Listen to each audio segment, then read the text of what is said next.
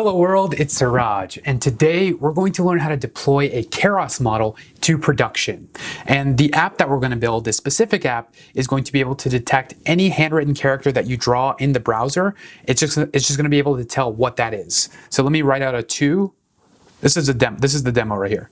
I hit predict. It's a 2. Let me clear that. Okay. How about a 3? It's got a 3. Okay. Let's try something else. How about a 9? That's a 7 because that was badly drawn. And then one more. How about a 0 or a 6?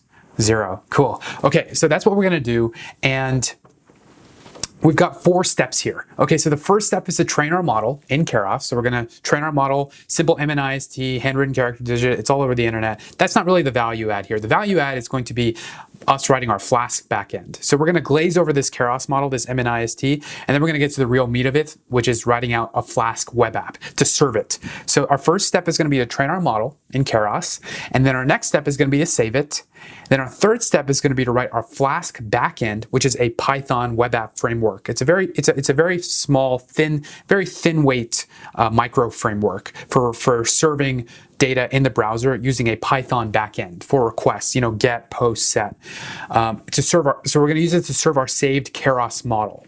Okay, and then once we're done, it's going to be running locally, just like it is right now, like it is on localhost on port 8888, and then we're going to deploy this code to Google Cloud, and that means anyone can use it.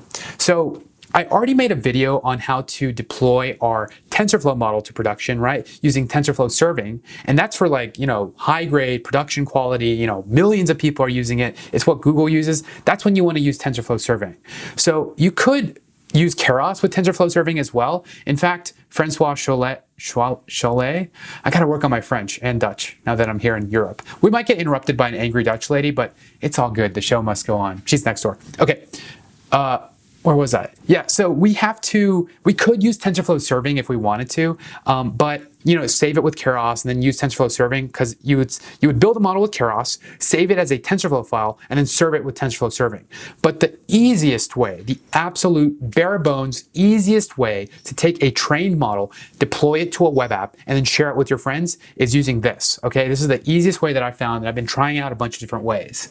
So if you have a model and you just want to show people, right, this is the way to do that. If you have a model and you want to not just show people as a demo because it's easy to access in the browser, but you want to actually build a business around it, Tensorflow serving is the way. That also applies to this, right? And we'll talk about how it applies. What I mean by applies is we would still deploy our code to Google Cloud, and we would still train a model with Keras, right? The only difference is for the backend, we wouldn't use Flask, we would use Tensorflow serving. Okay, so this is for the easily getting it into the browser. Basically, that's what I'm trying to say. Okay, so where was I? Let's get started, right? So first, I'm going to explain what's going on here, like what this is, and then we'll get into the code part. Okay, so what does our stack look like? So we're going to use Keras with a TensorFlow backend. So Keras with a TensorFlow backend to train a very simple 8-layer convolutional network to recognize handwritten character digits, right? So 0 through 9 are these images, and then they all have a label, 0, 1, 2, 3, 4. And our CNN's job is to learn the mapping between the two, right? Pattern recognition. Very tried and true model. Everyone knows about it. But here's the cool part. We're going to use Flask as our backend to serve these pre-trained models. So we're going to train it locally. And then we're going to save the model as a weight file, and then we're going to serve it with Flask. You could also use Node, right? You could use any number of JS web frameworks. There's like Ember, all these JS frameworks out there. But I would not want to write a backend code in JavaScript. People do it all the time. I don't want to do it because I just prefer Python, right? We as machine learning engineers, we write Python anyway, so let's just use a Python framework. You could also use Django, but again, this is the simplest way to do it. Why? Because Flask is just, you literally, look at this. This is an example right here. Pip install Flask, import it, initialize it, write a route, boom, and that's all you need to run, and then it's gonna type out hello world. It's going to show hello world in the browser. With Django, there's a kind of skeleton to it. The app, the HTML files have to go in a certain directory. The JS files have to go in a certain directory. It's similar to what's that Ruby framework on Rails? It's similar to Rails in that way. But Flask is just super simple, right? I'm talking to people who like are experimenting with their models and they just want to like show people, right? 10, 20, 100, 400 people, but not like millions of people, right? TensorFlow serving is the way to do that. Okay, so what else is out there, right? Why use Flask and just native JavaScript? Aren't there other frameworks? The answer is yes, there are. This is just the simplest way because I've been trying out a bunch of them, but I want to talk about 3 just so you get an idea of what the space looks like, okay? So the first is Keras.js. Now this is like the de facto, like most stars for using Keras in the browser. It's got GPU support. It only supports forward pass inference. That means you don't train your models in the browser. You have to have them trained. Once they're trained, then it's going to use GPU acceleration to make that prediction, right? To go through the layers once you've got your input to just make inference faster. And it's using WebLoss and NDArray, these 2 libraries that are basically like the JavaScript versions of NumPy and CUDA, not CUDA, but like yeah, whatever's on top of CUDA, right? When it comes to running things in Python. So that's what it does. You use Keras and TensorFlow. It's got a bunch of interactive demos, and it's pretty cool. It's pretty cool. But again, it's a lot of work to get working. I was trying it out, but check out these demos. These demos are pretty cool. Like this bidirectional LSTM demo.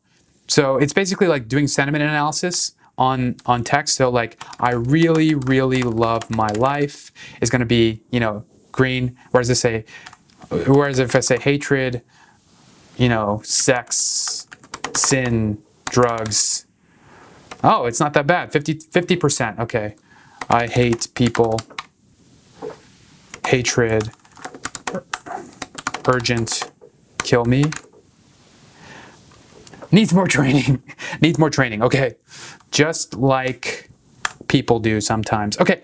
So that's one way you could do it, right? So if you want GPU acceleration, so I'm saying try out this way, do this way. You can literally get this running in 30 seconds using the code in the browser. Literally, you just clone the repo, install it with pip install requirements.txt recursively, and then run the app. It's that simple. It's literally that simple, and you'll have it in your browser. Once you get this working and you get a feel for how this structure works, then move on to using Keras.js, okay, later on, if you want GPU acceleration, and then TensorFlow serving. Another way to do this is WebDNN. So Francois, the creator of Keras, recently shared this library as the fastest way to do it in the browser, WebDNN. So they clocked it against Keras.js, and it blew Keras.js out of the water. However, so you might be saying like, why don't you just use this one then? Why Keras.js? When I tried running this, I got a specific error, and I didn't see it in the issues, but it is a real error. And the error was it was like XC run cannot find metal dependency. And I was like, what do you mean metal? So I was like looking up like metal OSX, and I found out that metal is an Apple specific dependency for running code on the GPU, right? Don't you love how Apple always like wraps all of their libraries with these like neat, pristine interfaces, and it just makes you want to just dive into them and be like, yes, I'll do anything with metal. Yes, this looks so awesome. But the fact is that not everybody has OSX, and this has an OSX specific dependency, WebDNN. So if you have Mac, definitely try it out. But not everybody has Mac. The one I'm using is operating system agnostic, which is what we want. Okay, so now that we have that, let's. Well, what else? So that's one. And so the third one is called Neocortex. So Neocortex is also very cool. It's got some great examples in the browser that we can try out. So it initializes and then does the same thing, like predicting, classifying these images. But the problem with Neocortex is, look at this, and this is a good thing to do. Look at when the last commit was. It was a year ago. We want libraries that are actively maintained. Why? Because if you don't, then it leads to what's called code rot. And code rot is when code just deprecates, right? And we don't want deprecated code. But it is pretty cool, okay? So those are 3 that I wanted to talk about, okay? So let's go ahead and actually do this, okay? So where do we get started here? To get started, let me X out of these. X, not the, okay, gone. Okay, so now let's get back to what we were doing here. So the first thing we're going to do is train our model, right? So I'm just going to glaze over this code and like talk about what's happening. I'm not going to actually type it out because we've seen MNIST many times, but I'm just going to refresh just so we have some kind of base to move forward from. So we're going to build a model that's going to be able to classify handwritten character digits. Okay, so we're going to import future just for Python compatibility between 2 and 3, Keras and all of its dependencies. And once we've got Keras, we're going to say, okay, we're going to do this with mini batch gradient descent with batch sizes of 128 images per batch. There's 10 different classes and then 12 epochs, right? So there are a certain number of batches within epochs. So we define a number of epochs and then run a certain number of batches for every epoch during training. And then we're going to use this beautiful method that's super simple. If only all data sets use something like this, right? Load data. It's going to download it, split it into training and testing sets for us, just like that. Okay, once we have that, then we're going to say, well, assuming what format it's in, we're going to arrange the data in a certain way. So that's why this channel's first flag is there. Either it's going to be, it's going to show a certain layer of convolutional matrices, or it's going to do it the other way. It's going to reverse it. And so then more reshaping into float 32, and then we're going to convert our class vectors to binary class matrices. Is it this or not? And then we're going to build our model. So it's going to be a sequential model in Keras with 8 different layers, right? So we're going to start off with a convolutional layer that's going to act as a filter for that image. And then we're going to say, okay, now that we have this layer, we'll add another convolutional layer. So it's going to take that big image and continuously split it into smaller subsets of images. And then we're going to use pooling to decide what part of the image is most relevant. That is, what part of the image has something drawn on it, right? The character itself. That's the relevant part. Then dropout is a technique to improve convergence by randomly turning neurons on and off. We're going to flatten it because it has way too many dimensions, and we want a very small output prediction, right? A label. We don't want like this huge array as our output. Once we have that, then we're going to say, okay, we're going to use a dense layer because we want all that relevant data. Dropout again, just for convergence's sake. Usually dropout happens twice, sometimes 3 times, but I don't see it happen more than that. Unless you're using generally it's 2 to 3 times. Then we're going to use a last dense layer to squash it using a softmax function. It's going to output a list of probabilities of what class is going to be. It's a multi-class classification problem. And then once we're done with that, we're going to use our optimizer at a delta, which if you saw my evolution of gradient descent video, which I hope you did, you now have a better understanding of why we use these optimizers, right? It's an adaptive learning rate method that is rivaled only by Atom and Attograd, okay? And so then we're going to use this categorical cross entropy as our loss function because we have multiple classes, not binary cross entropy. Is this black or white? No, it's categorical because we've got 10 classes.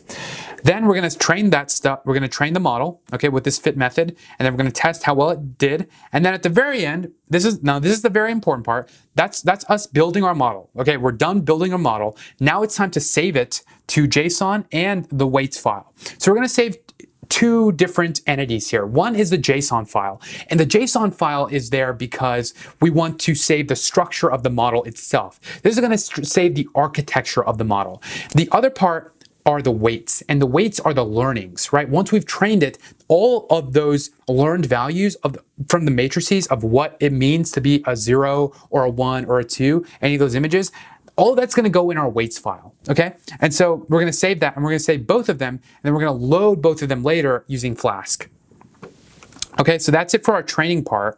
And then we would just train this model, right? Which I could do, but I mean, I trained it before.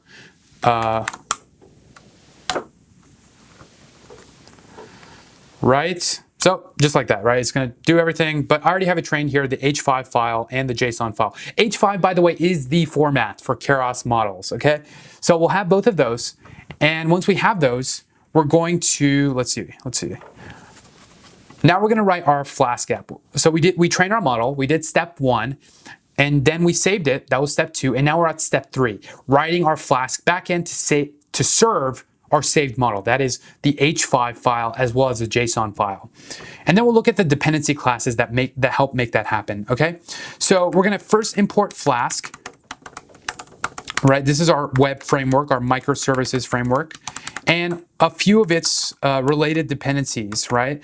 Because Flask alone isn't enough. We've also got to have these dependencies. We've got Flask, we've got render templates. Why do we have render templates? Because generating HTML from Python alone is kind of messy. So what this does is it lets us define an HTML file, a standalone HTML file, and then we can just call that. It's called index.html. This is going to help us render that using Python. And then request for just handling all these get, post, set requests, right? Okay, so that's for Flask. And then we're going to import, hold on, it's render template, not templates, template. Okay, that's not a language. Okay, so then we're going to import SciPy, and SciPy is going to have a couple functions, because what we're going to do is we're going to take that image that the user draws and then we're going to reshape it using these methods, right? So this is our scientific computing library, and we're going to reshape whatever the user draws so it's in the right image format, and then feed that directly into our pre-trained model, right? So we've got imsave, imread, and image resize. Those are the three that we're going to need. Okay, so we got that, and then of course NumPy, duh, because that's our matrix math operation library. We love that. And then we're going to, of course, import Keras.models to import our model that we've trained. And lastly, RE. RE is regular expressions, a great way to handle huge sets of string data without having to sort through all of it. Okay, and so that's, oh, we've got some more. So import sys is going to help us do some system level operations. Like this is how we're actually going to load the file itself. Okay, we've got that, and then we're going to import OS for some operating system data, and then we're going to use sys to say, okay, we're going to say this is where our model is. Let's define where our model is. All right, and OS to do this. See, our imports are already coming in handy here. So we're going to say, okay. So that's where our model is saved in this model, in the model folder, okay? And then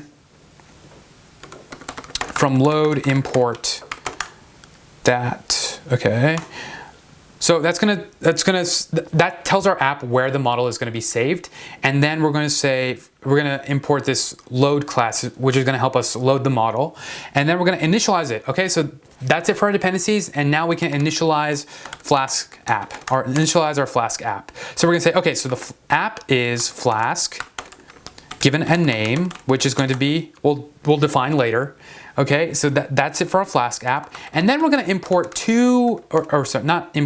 declare two global variables that we've defined elsewhere. And you'll see what these are. But basically, the model is the model object for how we encapsulate the model file. And the graph is the computation graph, right?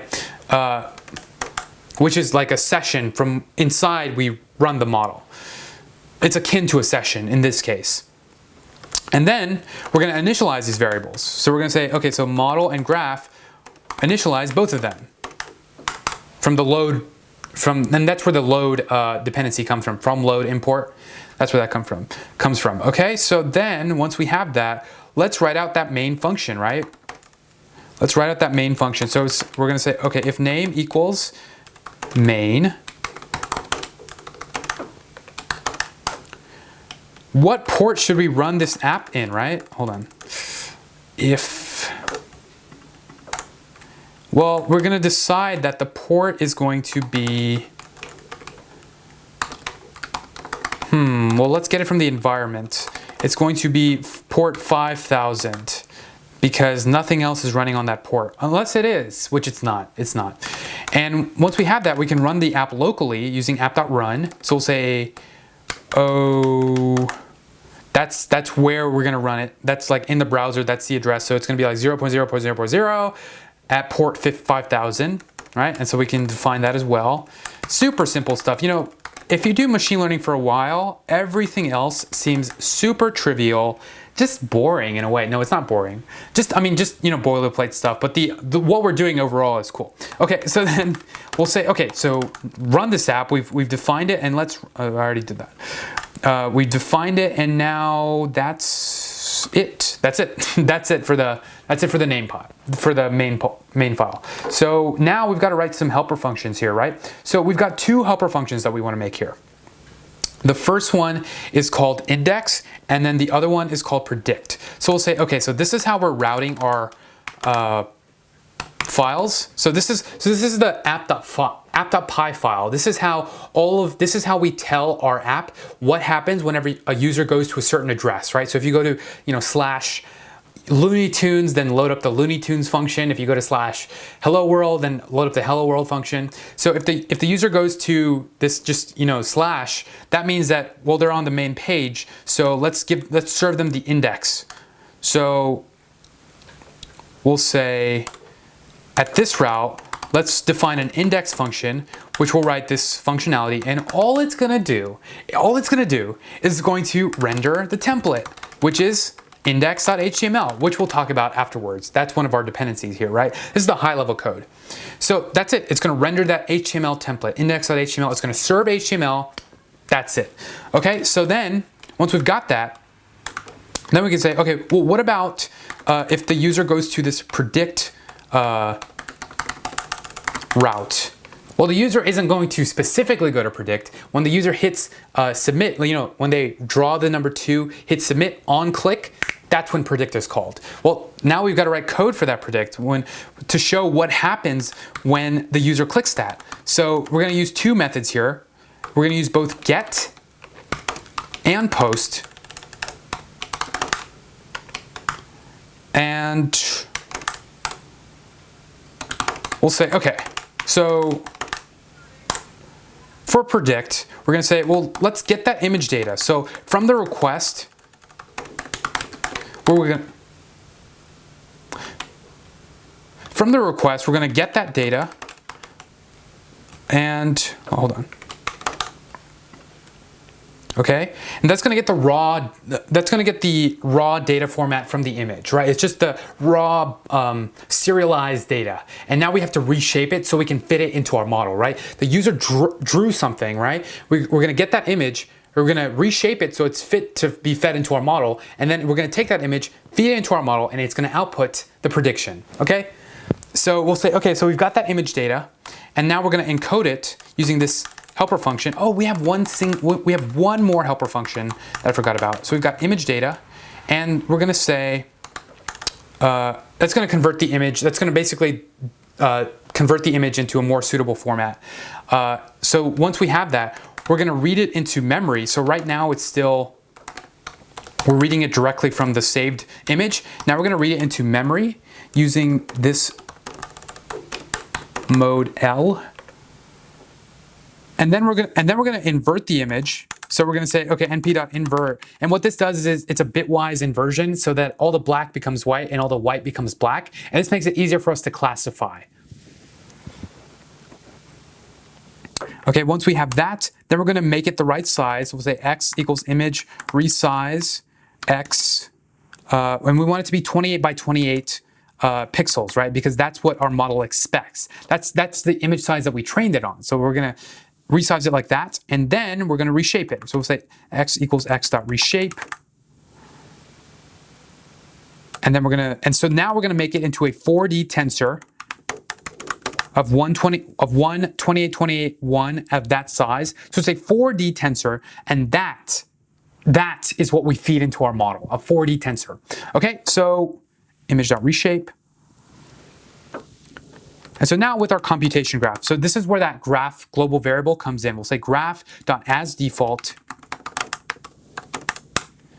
perform the prediction. So we'll say model.predict x, given that newly reshaped image, and then convert the response to a string. So we're going to take whatever comes out as a response, and we're going to use this array string method to convert it to a string. And we're going to say np.argmax to get the max value of whatever came out of that, using only a single access to a single dimensional response, which is just one string. And then we're going to return it, return response. Just like that. Okay, and yeah, that's it. Oh, we had that one more method. What was it? It was convert image. And so this is that last 2-line helper function. So this is going to help us convert our image into a raw representation. or it's going to decode it from base 64 into raw data. Base 64 is like the default encoding whenever we write it out. That's just like how native the native JavaScript decided to encode it as, and we have to decode it from base 64 into just raw binary data. So we could then, a lot of image conversion happens here. So we'll say, okay,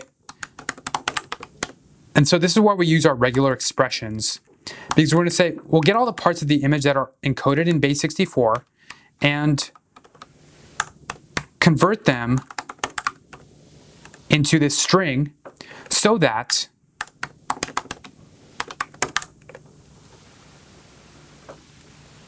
or put them in this string so that we can then decode them. So then we could say, we'll take whatever, so it's going to be saved as output.png, the image that the user drew. So we're going to take that image and then say, decode it from base 64. Cool. Okay, so that's it for this file, for the app.py file. And then once we have that, now we can look at our dependencies here. Like how did we do this, right? So we called some classes here, and what I want to do is talk about what classes we called. Okay, let me just make sure all of this is correct.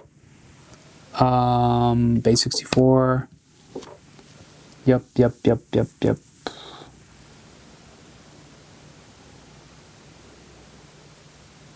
Okay. Cool. All right, so we have that, and so now I want to look at the, where was I? Okay, app.py, train.py, and then, okay, so then load.py. Let's look at some of these dependency files. So load.py, remember when we called init at the beginning? Remember when we were like, where was it? Model graph init. This is what's happening in load.py under model, and these are our saved models, by the way, H5 and JSON. What we did was we loaded up our JSON, okay, and our H5 file, and we compiled them so that we can then get the default graph.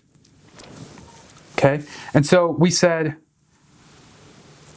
no, we compiled them and then we returned the default graph from TensorFlow because we needed both of them. Okay, so we had both of them, and so when we hit compile, it's not actually training, it's just evaluating based on what it already is. Like it's already trained, and we're gonna make sure that the loss is a certain, that's why we have these print statements. We're gonna make sure that the loss is a certain way, the accuracy is at a certain level, and that, yeah, and then we can print those out. So that's what load.py does. And then we've got this index.js file. Now this is what's happening in the background of index.html. This is like pure JavaScript, and there's no jQuery. Basically what it's doing here is it's listening to your mouse movement to actually make the drawing happen. It's all in JavaScript. It's actually very short. It's 83 lines of code. But in JavaScript, it's using an event listener to detect mouse movements to then draw pixels on the screen. Okay, that's what this first part is doing. And then right here, what it's saying is, now here's the really important part. And wait for the plane. Okay, and then the clear button is just going to clear the screen, and we can select the colors and the line width. So here's the last dependency that I want to talk about, is the index.html file. So for index.html, we're drawing a bunch of DOM elements, right? Like, you know, the button and the like little browser thing at the top. The panel at the top. And so then we've got this. Now here's the most important part. When we click my button, right, on click, this is the function that we want to run. Okay, we're going to say get the element by ID. So we're pulling an element directly from the DOM and storing that in the canvas object, and that is our image that the user drew. And then we're going to say, well, convert it to a suitable string format so that we can then make a request to it, and then use Ajax as a way to make a post to the predict route using the image as a parameter. So it's going to make a prediction using that image, and then it's when it's successful with this callback, it's going to return that response, and that response was here, right? This is the output prediction. Once it's made the prediction and we've reshaped that image, it's going to return it here, and then it's going to output it just like that, right to HTML. Okay, so that's how that works. And so now, where are we now? So we've done step 3. We've written our Flask backend to serve our saved model.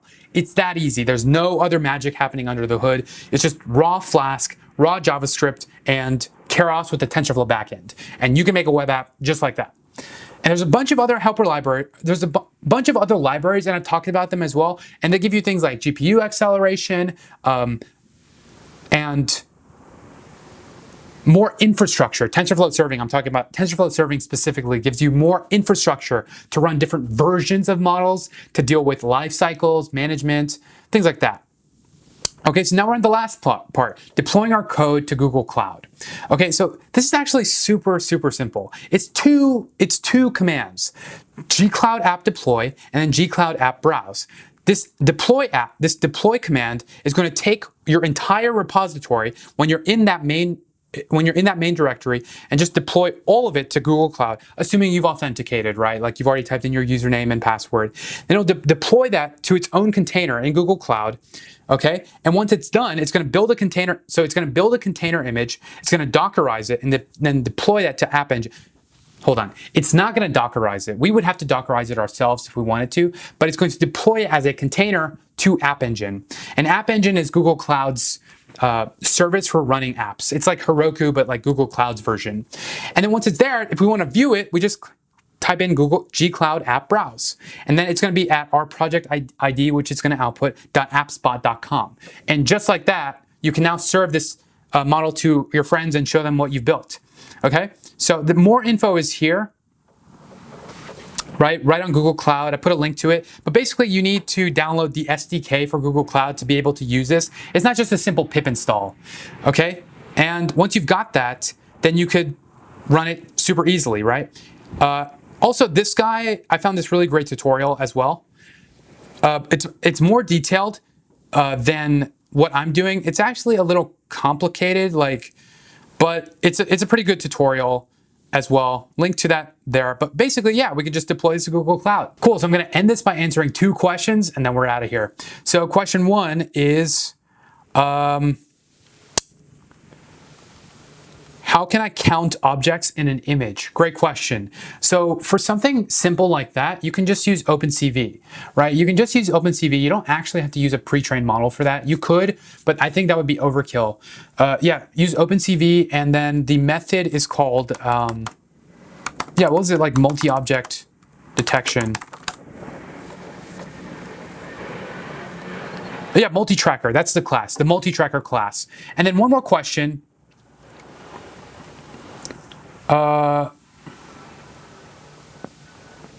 Could you please make a video about semantic nets using TensorFlow? I've got several videos on semantic nets with TensorFlow. Check out my earlier live videos from the Udacity Deep Learning Nano degree. Several semantic nets, like Game of Thrones. Just search like Game of Thrones Siraj. That one's gonna be good for you. Cool, please subscribe if you like this video. And for now, I've gotta go deploy my hair to production. So thanks for watching.